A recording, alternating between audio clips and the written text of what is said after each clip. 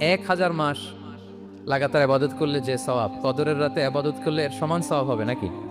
সমান হবে না। আল্লাহ তাআলা বলেছেন খায়রুম মিন আলফি শাহর, না এর চেয়েও শ্রেষ্ঠ, এর চাইতেও বেশি। 1000 মাসে অর্থাৎ 1000 মাসে হয় 83 বছর 4 মাস। তো কদরের রাতে যদি আমরা ইবাদত করি তাহলে 83 বছর 4 মাস ইবাদত করলে যে সওয়াব, সে সওয়াব আল্লাহ তাআলা আমাদের আমলনামায় নসিব করবেন। তো আমরা যেন এই কদরের রহমত বরকত থেকে যেন আমরা বঞ্চিত না হই। রাসূল সাল্লাল্লাহু আলাইহি ওয়াসাল্লামকে সান্ত্বনা দেওয়ার জন্য যে হে নবী আপনি চিন্তিত হবেন না, বনি ইসরাইলের অনেক লোক 1000 বছর হায়াত পেয়েছে, শত শত বছর ইবাদত করেছে, জিহাদ করেছে, তারা হায়াত পেয়েছে বেশি কিন্তু তারা কদর পায়নি। আর আপনার উম্মতকে আমি হায়াত দিয়েছি কম কিন্তু তাদেরকে কদর দিয়েছি।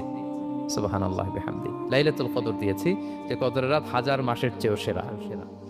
তো এই কদরের রাতকে আবার লাইলাতুন মুবারাকাও বলা হয়েছে। ইন্না আনসালনাহু ফি লাইলাতিন মুবারাকা, এটা বরকতময় রাত। ফিহা ইউফরাকু কুল্লু আমরিন হাকিম, সব বিজ্ঞচিত প্রাজ্ঞচিত বিষয়ের ফয়সালা হয়।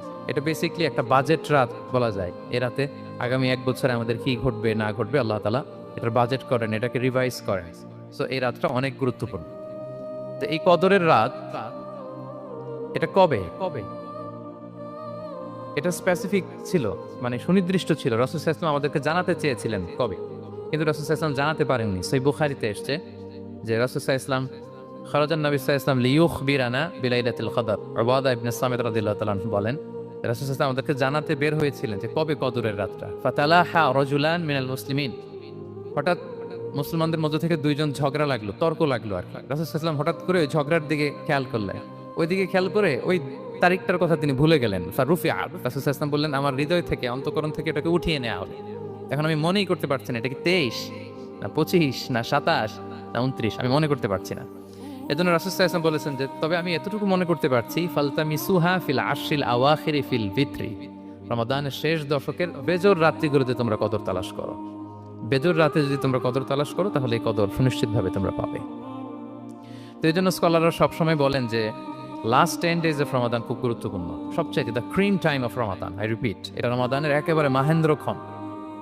এই 10 দিনের যে কোনো 10 রাতের যে কোনো রাত কদর হয়ে যেতে পারে, বিশেষ করে অড নাইটসগুলো 21, 23, 25, 27 এবং 29, যে কোনো দিন হয়ে যেতে পারে কদর। সো বুদ্ধিমানের কাজ হচ্ছে আমরা যেন রমাদানের শেষ 10 রাতে লাগাতার একইভাবে একই স্পিডে আমরা যেন ইবাদত করি। কোনো রাতে বেশি করলাম, হয়তো 27-এর রাতে আমি খুব ভাব গাম্ভীর্য নিয়ে খুব আবেগ নিয়ে ইবাদত করলাম, কিন্তু হয়ে যেতে পারে যে এবছর কদর ছিল 25-এর রাত, হতে পারে না? পারে। তো আমরা তো মিস করে ফেললাম। তো আমরা যেন মিস না করি। বুদ্ধিমানের কাজ হবে সমান তালে ইবাদত করা।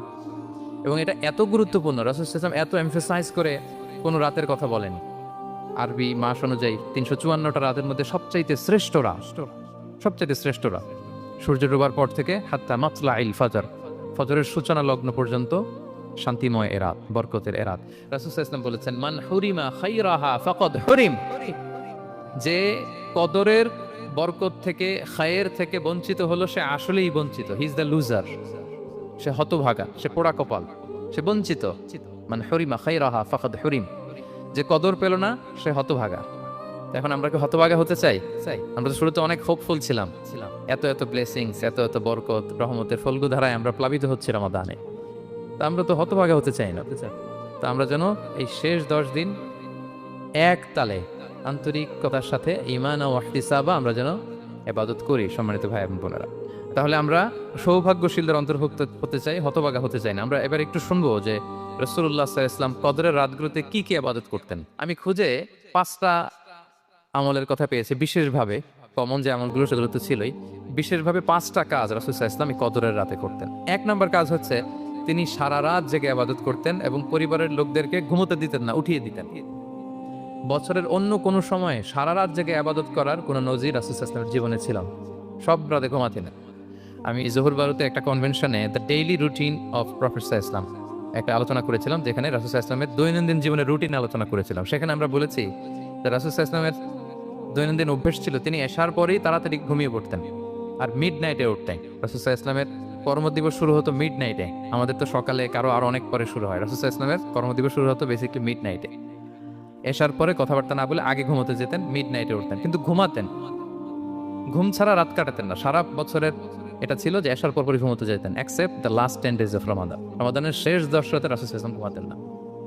এই 10 দিনের ব্যাপারেই পাওয়া যায় সারা রাত জেগে তিনি ইবাদত করতেন।